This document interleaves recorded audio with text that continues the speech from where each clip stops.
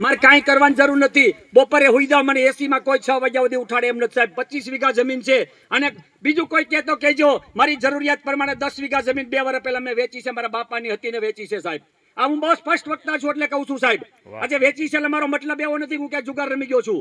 સમાજ માટે વેચી છે, મારા ઘરના દવાખાના, મારી મિલકત માટે, મારી જરૂરિયાત મુજબ. મારું આજે જીવન ધોરણ 20 વર્ષ પહેલા નાનું હતું. આજે હું સાહેબ 40 લાખના બંગલામાં એસીમાં રહું છું. સાહેબ જીવન આપ્યું છે તો જીવવા માટે આપ્યું છે, વળખાવા નથી આપ્યું. હા કે ના?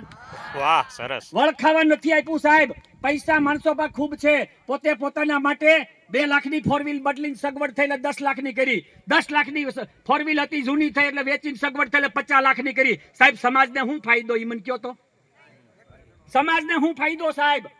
સાહેબ અડધામાંથી અડધું, 5%, 4%, 3%, 2%, 1%, લાખ રૂપિયા કમાતા હોય મહિને સાહેબ, ખાલી 1000 રૂપિયા સમાજ માટે વાપરજો, જીવ દયા પ્રત્યે વાપરજો. અને હું બધાને કહું છું સાહેબ, આનું રિઝલ્ટ છે ને છે, ન હોય તો ના.